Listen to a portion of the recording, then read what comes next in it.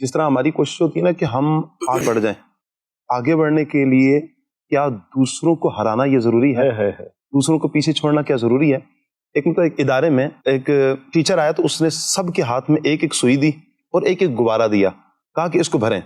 غبارہ بھر لیا گیا، ہوا بھری اس میں، تو کہا کہ جس کے پاس یہ غبارہ باقی رہے گا تو اس کو انعام دیا جائے گا۔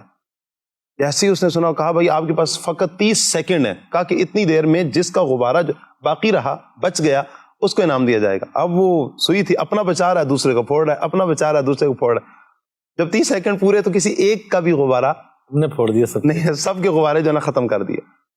جب یہ ہوا نا تو اس نے، ٹیچر نے یہ کہا، دیکھیں میں نے یہ کہا تھا کہ میں انعام دوں گا کس کو؟ جس کا غبارہ، میں نے پھوڑنے کا تو نہیں بولا تھا آپ کو، آپ دوسروں کا غبارہ پھوڑیں گے تو ہی آپ کو انعام ملے گا، آپ سب نہ پھوڑتے کسی کا، سب کو انعام مل جاتا۔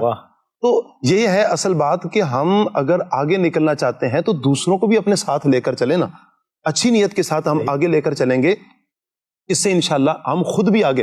کہا نا کہ جب دوسروں کے لیے جو اچھا سوچتا ہے تو اللہ تعالیٰ پہلے اس کے لیے اچھا کرتا ہے۔ ہم سوچے تو صحیح نا دوسروں کے لیے اچھا، جب ہم کسی کے لیے اچھا سوچ رہے ہیں، کسی کے لیے راہ ہموار کر رہے ہیں، کسی کے لیے ہم دعائیں کر رہے ہیں، کسی کے لیے ہم بہترین کر رہے ہیں، تو اللہ کیا ہمارے لیے نہیں کرے گا؟ ہم بندے ہو کر بندے کے لیے اگر اچھا کریں گے تو وہ تو رب ہے، وہ رب ہو کر ہمارے لیے کیا کچھ بھلائی نہیں کرے گا؟ تو اسی لیے ہمیں دوسروں کے لیے اچھا سوچنا، دوسروں کے لیے بہتر کرنے کی کوشش کرتے رہنا چاہیے، ہماری جتنی استطاعت ہے۔ حسد وہ بیماری ہے کہ جو اندر ہی اندر ہمیں کھا جاتی ہے، بلکہ نیکیوں کو کھا جاتی ہے۔ فرمایا نا کہ حسد نیکیوں کو ایسے کھا جاتی ہے جیسے آگ لکڑی کو کھا جاتی ہے، حسد تو نیکیوں کو اس طرح کھا جاتی ہے۔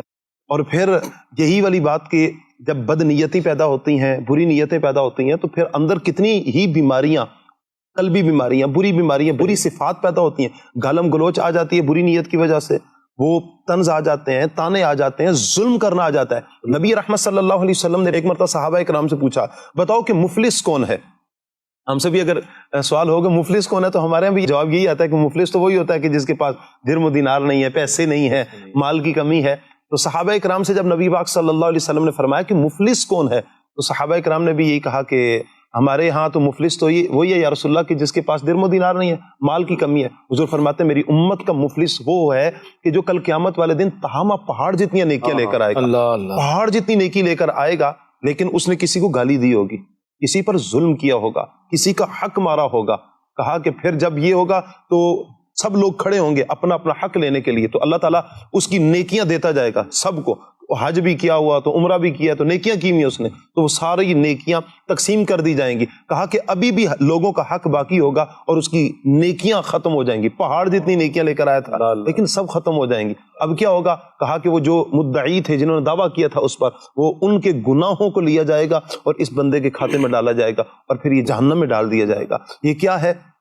یہ سب بری نیتیں